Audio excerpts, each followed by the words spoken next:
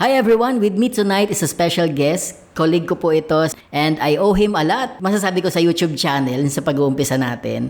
Kasi siya yung nag-push sa akin to do things properly, parang ganon. It was prophetic din na sabihin niya na maaari daw ako maging part ng marketing team that time, which is I am now. Yun, and thank God. So, without further ado, welcome natin sa Kamustahan episode na ito, si Mr. Marbs! Hello everyone! Welcome to Sella Time with Eric. Thank you for tuning in. Before tayo mag-continue, he is an entrepreneur, a pastor, and a father of two beautiful girls. And of course, huwag natin kalimutan, a husband, a loving husband of Ate Burns. Mr. Marbs! Hi, Mr. Eric. Maraming salamat for inviting me to be your guest dito sa podcast mo. Wow! Level up talaga. Hindi ko alam itong mga podcast talaga. 1,000 na ang natin dito, listeners natin dito. Oo. Libo-libo na ang nakikinig. Magandang gabi po sa inyong lahat. At si Mr. Eric is a good friend of mine. Talagang, alam mo, siya yung man of focus eh. Kaya natutuwa ako dito kay Mr. Eric. Pagka meron siyang ginustong gawin, he will do it and he will do it consistently. Wow. Kaya nakakatuwa. At I'm happy na si Mr. Eric ay actually married man na ngayon. Amen. Praise the Lord. Yes. May asawa na at malapit nang magkaroon ng anak in Jesus name. Yes. Thank you for the kind words, Mr. Marbs. For more episodes, please follow this podcast, Sella Time with Eric.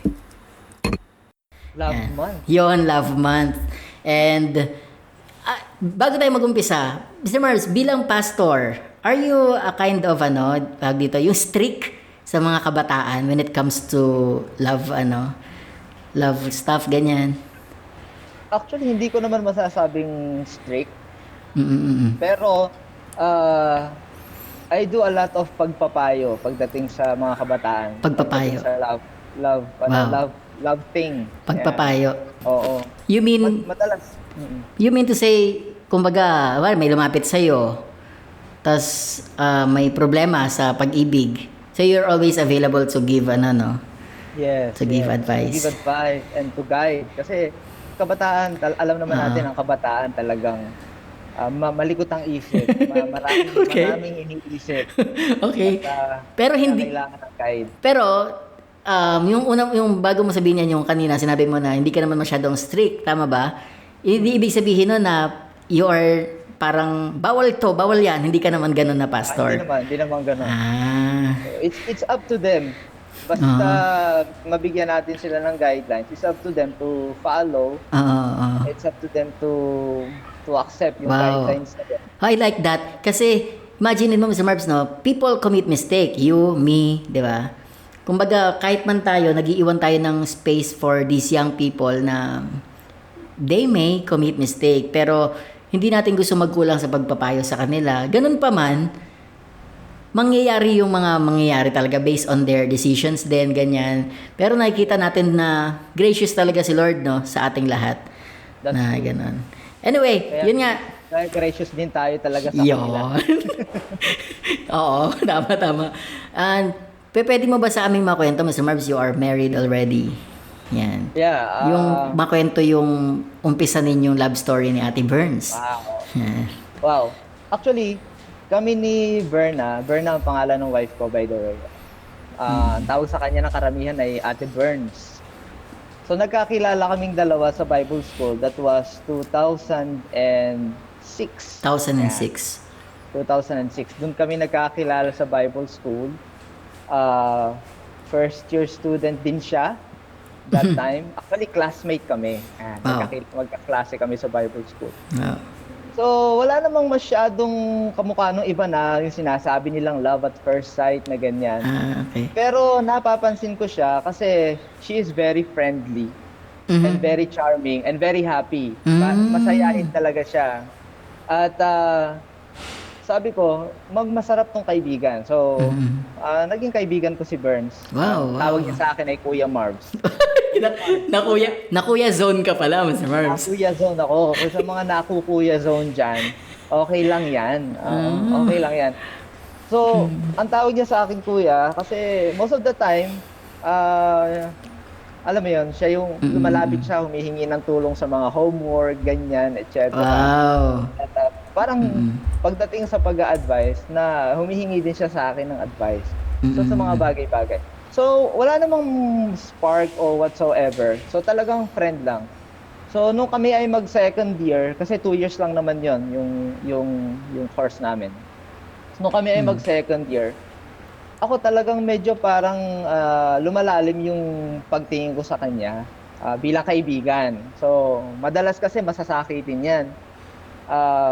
Ako, nagbibigay ako dyan ng mainit na tubig. Kasi pag gabi, sa dorm namin, ano yun eh, kumbaga, magkalayo yung dorm. Pero madalas, may mga pagkakataon na sasakit ang sikmura niyan, magkakaroon niya ng pigsa.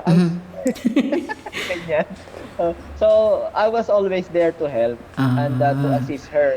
Bilang kaibigan. So, bilang kuya. bilang kuya kasi yun naman talaga.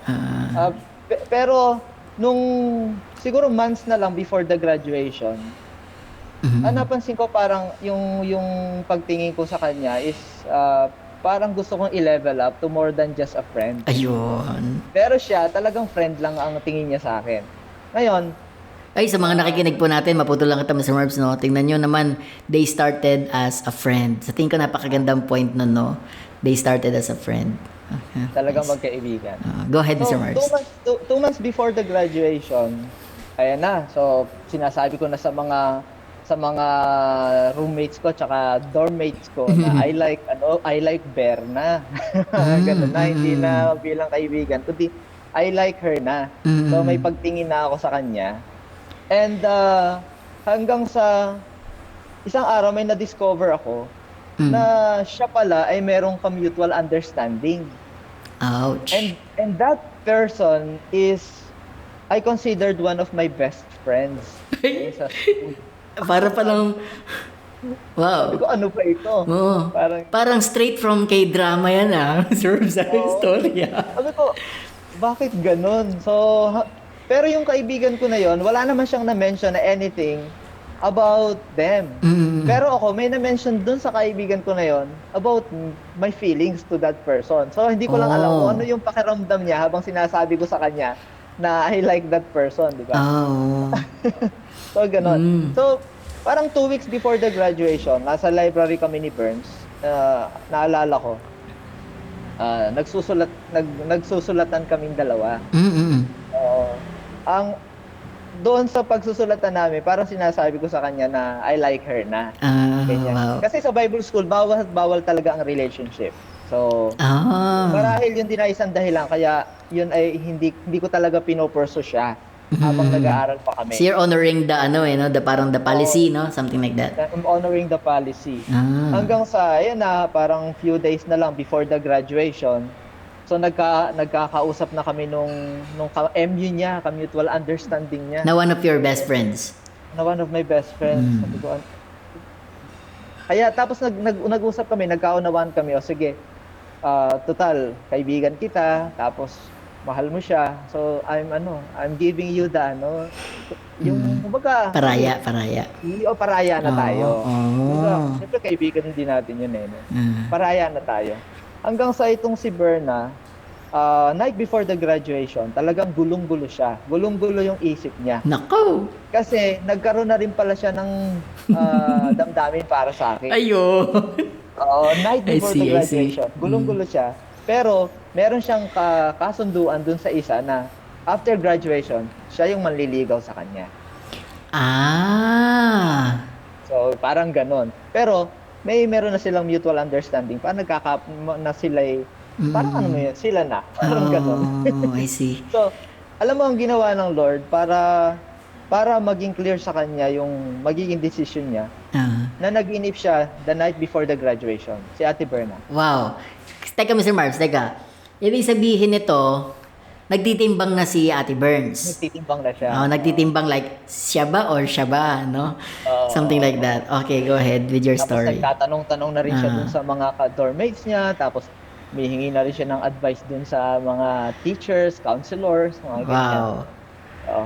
So, nanaginip siya At doon sa panaginip niya ganito, naglalakad kami sa tabing dagat, parang dalampasigan. Wow. Tapos while we were walking, hinawakan ko yung kamay niya. Tapos, pagkahawak ko dun sa isang kamay niya, hinawakan ko yung isa pa niyang kamay, tapos nagkaharapan kaming dalawa. Tapos tinitigan ko siya sa mata. Uy. Tapos sinabi ko sa kanya yung salitang, wag mo akong iiwan sa ministry, magkasama tayo sa ministry. Oh. Let's be together, sabi kong ganun sa kanya. Wonderful. Let's do it together. Yan yung sa dreams, no? Sa dream niya. Okay, sa dreams So, niya. sabi ni Berna, well, she was telling me that dream.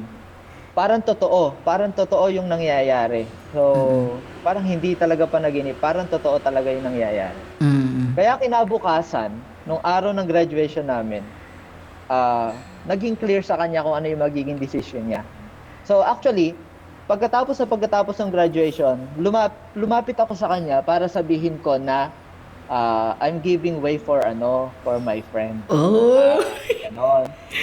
Ayos. Pero yung naging turnout nung aming conversation ay she is giving way naman para sa akin. Oh. Dun sa na clear ni Lord sa kanyang isipan. So ngayon ako naman, teka, I was giving way for my friend, pero ito na, parang confirmation naman ni Lord na parang sinasabi naman ng Lord, no, you should pursue her. Yes. Ayun. So sa makatuwid, from that day, niligawan ko siya. Tapos, the following day, kasi graduation na naman, we are free, malaya na kami, niligawan ko yung tatay niya. So pumunta ako dun sa bahay nila, nagpaalam ako na manliligaw ako, niligawan ko yung kapatid niya, at nagsabi ako dun sa mga mahal niya sa buhay. Hanggang sa, hindi nagtagal, naging kami. Kasi matagal naman na kami talagang magkakilala. So, hindi nagtagal yung panliligaw ko sa kanya. Kasi sinagot niya rin naman ako kaagad. Wow. Kasi na-establish na nga yung friendship, no? Yung sa iyong pagkakakilala. Ang tindi. Kumbaga, kilala niya na ako for 2 years. So, alam niya na yung maraming bagay tungkol sa akin. And after that, so, hindi ko na masyadong tatagalan to. Pero, ang nangyari, naging magkalayo naman kami kasi na-assign naman akong magpastor sa Santa Maria, Bulacan.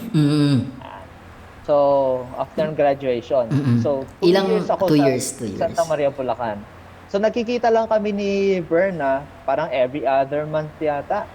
Uuwi ako. Pumupunta-punta ako sa Hayhay. So, long distance relationship kami. And then after that 2 years na nasa Santa Maria, Bulacan ako, nung natapos na yung term ko doon, nag-aral naman ako ng another 2 years ng information technology naman sa San Ildefonso, Bulacan pa rin. Mas malayo pa. So, long distance pa rin. Long distance pa rin. Tapos yung 2 years na yon, stay in ako doon. So yung first 2 years, nakakauwi-uwi ako. Yung the next 2 years, talagang nakakauwi ako pag may sem break lang. Alam mo yun? Mas mahirap pala. Mas mahirap. Tapos bawal kami gumamit ng cellphone doon. Alam mo, gumagamit lang kami doon ng cellphone every weekend, tapos nakapila pa kami. My goodness. Para makapag-text. Parang torture yun, ha? Oo, grabe. Kaya, nung second year ako, actually nung first year, tumakbo akong vice executive head doon sa school, sa student council. So nanalo akong vice executive head noon. Tapos nung second year na, tumakbo akong executive head. Kasi meron akong drive meron akong gustong i-pursue na project. Yung project na gusto kong i-pursue, payagang makagamit ng cellphone ang mga estudyante pag weekend. Wow. Para din kasi magbe-benefit ka din doon. Oo. Kasi makakausap mo si Ate Burns, something like that. Kasi miss ko na si Berna, tsaka syempre gusto ko magkaroon kami ng constant communication. Did that happen, Miss Marbs? Naging ano ka ba? Yes. Wow. Sa biyaya ng Lord, nanalo tayo executive head. Tapos, yung pinaka-first project ko na makagamit ng cellphone ng bawat estudyante, na-approve. Na-approve pa. Yung mga lalaki, gagamit pag Saturday, yung mga babae gagamit pag Sunday. Pero ang sarap kasi hawak yung cellphone ko, ka-chat ko siya, katawagan ko siya. Alam mo yun? So, nakakatuwa lang. So, nag-workout yung relationship namin sa ganon. So, tiwala lang din talaga. Actually, ang dami niyang pagsiselos na naramdaman kasi ang dami daw babae doon. Kasi ganito, ganyan.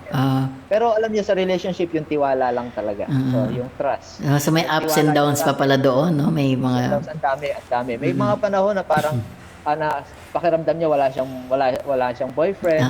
Alam mo yung gano'n. For more episodes, please follow this podcast, Salatime with Eric. And then, 2013, doon na kami kinasal sa Valenzuela. 2013. Oo. So, ibig sabihin, yung aming relationship ay tumagal as boyfriend and girlfriend ng 7 years. Wow. Wow. 7 years. Ganong katagal. Ganong katagal. Ang hinintay namin. Talaga. Tapos saka kami nagpakasal. Sa mga nakikinig natin, you'll see like the value of waiting there, honoring the policy, but making a way. That's pretty good way of dealing it. Hindi yung pagko-complain sa mga authority, di ba? So, nakikita ko talaga yung value of waiting. And isa pang tanong, Mr. Mars, may tanong lang ako, no? In relation to your stories. And for the benefit of the young people or yung mga mas bata sa atin na generation, ganyan. Kasi maganda yung may marinig sila na guidance din sa mga kuya nila, di ba? Bakit mahalaga na hindi magmadali ang mga kabataan sa love life nila? Kasi naniniwala ako sa Ecclesiastes chapter 3 verse 1. There is time for everything and a season for every activity under the heavens. Wow. So may tinakdang panahon ng Diyos sa lahat ng pangyayari sa ating buhay. So may panahon para tayo ay mag-aral, may panahon para tayo ay magtrabaho, may panahon para tayo ay mag-asawa at pumasok sa isang seryosong relasyon. So mahalagang maghintay kasi kamukha ng prutas na hinog sa panahon, masarap kainin. Yung prutas na hindi hinog sa panahon, mapakla, matabang, hindi mo siya ma-enjoy. So, yung paghihintay kasi ay napakahalaga kasi mas mararanasan mo yung fullness of joy. Wow. Yung bunga ng yung paghihintay. At pag ito ay nasa tamang panahon, syempre, isa pang punto ay handa ka. So mahalaga maghintay kasi you will have time to prepare yourself. Kasi pag hindi ka naghintay, yung basta ka na lang pumasok, pwede kang pumasok nang hindi ka ready. Kaya nga ngayon, di ba, na maraming relationship na nagsisimula pero hindi nagtatagal. Kasi hindi hinog. Nabigla siya. Hindi na nahinog sa tamang panahon. So while they are, Mr. Mars, while they are waiting, ano yung mas maganda kaya na pagtuunan nila ng pansin? Like bago yung love life. Kasi dyan naman yung love life, inspirational naman talaga yan. May kilig. Pero ano yung masasabi mo dyan? Actually, bigyan lang natin sila ng konsepto. Kasi tayong mga tao, talagang hindi tayo sanay na naghihintay. Ayaw natin na naghihintay. That's our nature. Okay. That's our nature. Ayaw nating pumila ng mahaba. Oo nga, no? Gusto nga natin mauna pa eh. Oo nga, oo. Pagka sa parking area nga sa parking lot, gusto natin mauuna. Tapos pag may nauna sa atin, parang maghihintay na naman ako. So kaya ipaglalaban mo talaga na mauna ka. Ayaw natin na naghihintay. Pero parte kasi talaga ng buhay ang paghihintay at parte ng pagkakaroon ng magandang resulta yung paghihintay. For example, let me give you an example. Si Jacob, 'di ba? 7 years niyang pinagtrabahuhan si Rachel. So, he waited for 7 years. And after that 7 years, ang binigay sa kanya si Leah. So, he waited another 7 years. So, anong ginawa ni Jacob? Marami siyang ginawa. Talagang nagtrabaho siya, nagsikap siya, at pinagpatuloy niya lang yung buhay niya. Kaya natapos niya yung waiting period. So, what to do while waiting? Seek God and serve Him. Wow. While waiting. Wow, wonderful. Seek God and serve Him. Seek God and serve Him. Yes, ilaan mo yung buhay mo sa pag-serve sa Lord. Lalo na kung sa tingin mo natagpuan mo na talaga yung babae sa buhay mo. So kung natagpuan mo na yon, ang hanapin mo yung mukha ng Panginoon, yung mapaglingkuran mo siya. I-enjoy mo yung Wow. pagiging single mo na naglilingkod sa Lord. Mm. Naniniwala ako, hindi mo na babalikan yung mga panahon na single ka eh. Oh, Iba yung pagsiserve kay Lord ng single ka sa pagsiserve sa Lord na may partner ka na. Ibang level na yun. So enjoy mo yung pagsiserve sa Lord. Pangalawa, strive for purity. strive for purity. Yes, be pure. Kasi gusto mong ibigay yung sarili mo dun sa partner mo ng buong buo pagdating ng araw. Ayaw mong ibigay yung sarili mo dun sa partner mo na kalahati ka na lang o kaya hindi ka na talaga buong buo. So when I talk about purity, I'm talking about being pure as a person. Hindi ka mag-commit ng relationship na alam mo yon, balang araw ay magiging ihahunt ka nito. At magiging regret mo, something like that, no? Magiging regrets mo. O, ang sarap, nahaharap ka dun sa partner mo na ikaw ay pure, na ikaw ay, alam mo yun, malinis. Paano naman, Mr. Marbs, kung yung may mga nakikinig sa atin that, they did it, parang, They already nandun na. What can you, Mr. Marbs, say there? Alam niyo, we have a gracious God. Si Lord, kapagpatawad siya. At naiintindihan niya rin na mayroon tayong kahinaan. So, ang mahalaga lang dito, we are willing to accept yung ating pagkakamali. And from there, ay mag-move forward na meron tayong natutunang aral. And we have to, kung meron mang ganon, kailangan mo ipagtapat yan dun sa partner mo. Like you have to say it, no? Kasi somehow it will free you, 'di ba? Sa mga ganyang pangyayari. Ang sinasabi mo, Mr. Marbs, hangga't maaari. Yes. No, kasi yan nga yung ideal, that's the payo. Ako naalala ko, Mr. Marbs, cut lang kita sa iyong ni kwento. May mga ako, like crush nung sa church noon. Tapos I'm waiting. Diba sinasabi mo? And then while waiting, I'm serving God. No? Anong nangyari sa akin nun? So, si crush ko na ganito, gusto niya matutong mag-piano. So, natuto ako mag-piano para maturuan ko siya mag-piano. Na ganun mga kwento. Tapos si ganito, gusto niya matutong mag-gitara. So, ako naman, marunong na ako mag-gitara. So, kumbaga nakikita ko na while waiting, we are learning a lot of things, hindi lang sa skill. You get mature later on kasi sa pag-wait. At yun nga yung sinasabi, we are occupied by doing something for God. We are getting to know Him more. Yan. And wala ako nakatuluyan dun sa mga crush ko na yon, Mr. Marbs. And to connect it, no? Kasi may mga kabataan na nabasted sila while nanliligaw sila. Alam mo yun, yung hindi nasuklian yung kanilang pag-ibig. And unrequited nga ang sabi, no? Anong masasabi mo doon, Mr. Marbs? Like, baby, may mga tayo ngayon na they think they are so ugly. But alam mo yun, I'm not sure how to put it in words, pero mababa na yung self-esteem nila. Kung naniniwala ka na alam ni Lord yung pinakamabuti para sa'yo. Okay? So, kung sino man yung bumasted sa'yo, at hindi mo nakatuluyan, hindi siya yung best person sa buhay. Wow! Right? So, hindi siya yung best person para sa'yo. May inihanda talaga si Lord para sa'yo. Okay? Kaya naman,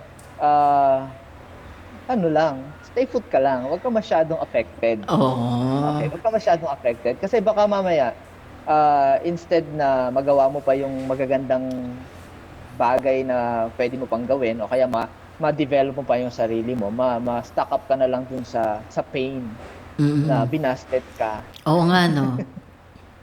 O kaya naman nag-break up sila, Mr. Marbs. Hindi mo pa naranasan yun, no? Si Ate Burns bang iyong first girlfriend, Mr. Marbs? Actually, hindi naman. Nagkaroon ako ng past relationship. How did you handle yung breakup, Mr. Marbs? Mga ganyan. Actually, bago ako nag-aaral sa Bible school, meron akong naging girlfriend noon. And, syempre, hindi pa tayo Christian nun that time. So, nung nakakilala tayo kay Lord, naging clear sa akin kung ano ba yung relationship na na kinatutuwa ng Lord. Mm. So, yung relationship kasi na meron ako doon, parang ano lang, laro-laro lang, Mm. hindi seryoso, tapos bunga lang ng, alam mo yon, pagiging curious mo as a teenager. Oo, okay, okay. So, sinabi ko sa kanya na, na I'm sorry kasi yung relationship namin ay, for me, hindi ko siya talaga itinuturing na seryoso. At sabi ko sa kanya na gusto ko na ipagtapat sa'yo dahil, of course, unfair na pinagpapatuloy natin tong relationship na to, pero hindi naman ako seryoso. So, sa makatuwid, nag-break up kami nung girlfriend. Oh, it did not hurt you a lot. It did not hurt me a lot. Meron pa ring alam mo yun, meron pa ring, kasi syempre, nagkaroon din naman kayo ng pinagsamahan. May Meron pa ring- pinagsamahan. Oo, may pinagsamahan din naman. Ah. Alright, so ganun. Siguro dun sa side ko nga, hindi masyadong painful. Pero kung painful. ikaw nakaranas ka ng painful breakup, ganun din ang masasabi ko. Kung nag-break kayo ng someone na yon, baka hindi siya yung best person na inilaan ni Lord para sa iyo. That's comforting. Prepare yourself kasi darating yung time, makikilala mo yung tamang tao para sa buhay. Wow. So sa mga kabataan natin dyan na nakikinig, no, or kahit hindi kayo kabataan, kahit kayo sa edad na namin and you experience na break up kayo ng ka-relation ninyo, Want to be in the loop? You can reply to the question on this episode. His plan is always good for us and maingatan tayo. And salamat kay Lord at kayo nag-break. Ha? Tama na yan. Huwag ka nang umiyak dyan. Oo. So, Mr. Marbs, eto na, in general, ano ba yung mga payo na mabibigay natin sa mga youth? No? If you have there, like, you can enumerate things. Number one, kung single ka pa, okay? So, think of your singleness as a blessing. Okay? Kung single ka pa ngayon, yung pagiging single mo, blessing yan. Blessing. Okay? Nice. So you may not have boyfriend, but you are still blessed. Wow. You may not have girlfriend, but you are still Blessed. Wow. Okay? And pray for your future partner. Pag-pray mo yung future partner mo. Okay? Kasi he might be somewhere around. Ipag-pray mo kung nasan man siya. Pag-pray mo na ingatan siya ni Lord. Ipag-pray mo na ihanda siya ni Lord sa pagtatagpo ninyong dalawa. Okay? And also, be the best person. Okay? For your future husband, for your future wife. I-develop mo yung sarili mo. Okay? Wag mo hanapin yung best person. Muna. Wag muna yon. Ang gawin mo muna, strive to be the best person. Wow! Strive to be the best person. That's a perspective. Yun muna ang goal mo. Ang iba kasi, puro hanap sa Facebook, hanap dito, hanap dyan. Pero nakakaligtaan na yung sarili, hindi pala nadidevelop yung sarili. Hanap lang ng hanap. Hanap ka na hanap, di ka pala naliligo. Joke lang po. Segue lang. Oo. So, be the best person muna. Develop yourself. Ngayon, kung kayo naman nasa relationship na, enjoy nyo lang yung relationship. Pero set boundaries. Set boundaries. Katulad ng sinabi ko kanina, strive for purity. Amen. Pag boyfriend-girlfriend kayo, never commit premarital sex. Yun yung may papaya ko. Kasi ako, I'm proud to say na kami ni Ate Burns, despite 7 years kaming magkarelasyon. Actually, 2 years kami magkaibigan, 5 years kaming boyfriend and girlfriend. We never committed premarital sex. Talaga nga naman. Yung mga kawarang hilimbawa. After the wedding, ang sarap. Enjoy na enjoy mo talaga. Kasi talagang, alam mo, hinug sa panahon. Kumbaga, lutong-luto, Mr. Marbs, no? Lutong-luto. Actually, ang sabi sa research, yung pagko-commit ng, actually hindi lang sa research, even in biblical perspective, yung pagko-commit ng premarital sex, may long-term effect yan sa iyo as a person. Talagang ihahanap ka niyan. It will affect you emotionally, spiritually. Kaya strive for purity. Yun talaga yung may papayo ko sa mga mag-boyfriend, mag-girlfriend. Set boundaries, set red flags. Red flags. Pagka medyo, alam mo yung mga, alam naman natin ang sinasabi ng Word of God. Ang red flags lang naman natin ay yung sin, yung kasalanan. Yes. Yun lang naman yung mga red flags. So we don't have to identify it one by one.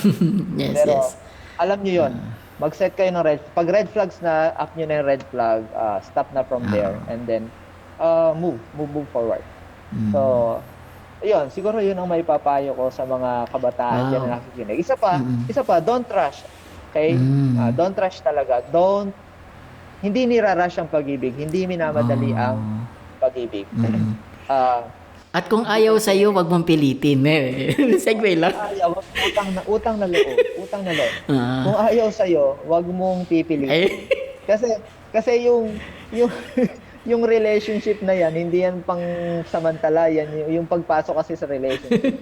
Lalo na yung Yes, marital relationship, panghabang buhay yan. Yun. Pagka nakuha mo yan sa pilit, sigurado ako, sunod-sunod yung magiging problema niyo pagdating ng araw. Sunod-sunod yung magiging problema pagdating ng araw.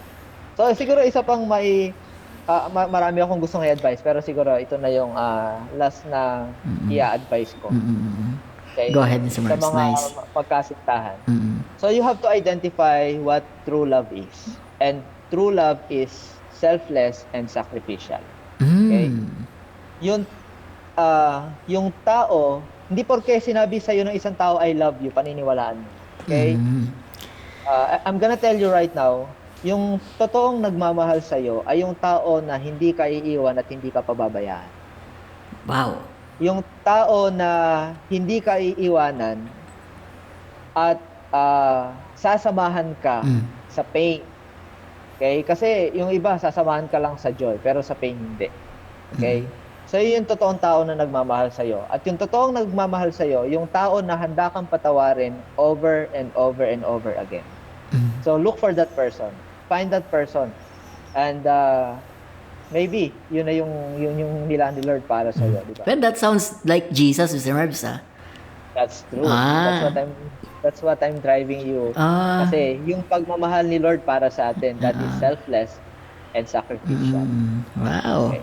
Pero yung love na yun ni Lord, na meron tayo, if we have that from the Lord, we can give it away. Oo. So, Kumaga nang galing na yun sa Panginoon, eh, no?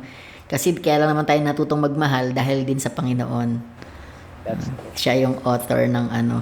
Ang galing. I believe you are the best person to say this, eh. Itong mga bagay na ito talagang malaman.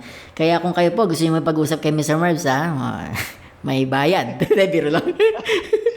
Hindi, napaka malaman po ng mga nabigay niya ngayon. Pero segue na tayo, Mr. Marbs, no? Alright, yes. Malapit na ang eleksyon. Ayun. Naku po. Sino manok mo? Hindi yun ang tanong ko. Hindi sino ang manok mo. Ano ang thoughts mo patungkol dyan sa mga boboto or yung mga payo ka ba dyan? Ang thoughts ko lang, hindi porke palagi mo nakikita sa commercial, yun na yun. Okay. Hindi porke palagi nakikita mo sa commercial, yun na nga. At hindi din natin papaniwalaan yung sinasabi nila. So, deep research din dun sa pagkatao ng mga kumakandidato. Kasi madaling magpa-beauty sa sa salita. Pero i-trace natin yung kanilang background, yung kanilang mga nagawa, mga ginawa, at yung kanilang kakayanang talagang gumawa. So, yun lang siguro ang masasabi ko pagdating sa pagpili ng tamang tao sa Oo nga. Kasi yung social media, Mr. Marbs, maingay masyado, no? That's Friends are hating each other because panig sila kay ganito, yung isa sa ganito. Why do you think is like that? Actually masyado silang affected Parang actually hindi na healthy 'yun para sa akin yung kumbaga yung manok mo talagang ipapansabong mo tapos ikaw sumasabong sa sabong. Oo nga, no? Parang kung ikaw as a person, kumbaga marami ka ng problema pinagdadaanan sa buhay mo at marami kang dapat kaharapin. So doon ka mag-focus. Hayaan mo na silang mag-focus doon sa mga problema nila. So kumbaga wag nating personalin. So wag nating personalin. It's not a personal matter. Yung pagdadala ng kandidato. Ang ganda. Not unless ikaw ay binabayaran ng kandidato, sige makipag-away ka at ipaglaban mo. Pero kung hindi naman, relax ka lang. You have your own stuff to deal with. So deal with it. Okay. Huwag mo nang dagdagan. Parang sinasabi nga natin, Mr. Marbs, if we really practice democracy, let's practice it properly, 'di ba? Hayaan natin, if people will decide, pag nag-decide na ang people, hayaan din natin na ganun, di ba? Ano lang, nakakalungkot lang yung talagang anuhan ng mga tao sa social media. May ingay sila, the noise is there. Pero yun, that's a good advice Naalala ko, din. Mr. Ray, parang nagkaroon tayo ng conversation tungkol dyan one time sa dorm yung opinion mo, gusto mo maging opinion ng iba. Kumbaga, kung ano yung nasa isip mo, gusto mo yun din yung isipin ng ibang tao. Diba? Parang selfish yun magiging selfish. Saka immature, no? So childish. Ano lang naman kami, bibigyan lang kami insight, opinion din namin ito. Opo. Huwag kayong magagalit. Kaya magagalit. Mr. Marbs, maraming salamat sa iyong time giving me. Salamat. Maraming salamat. This is Sela Time with Eric. Oh, by the way, Eric also has a YouTube channel. Please subscribe to Eric J. Medina.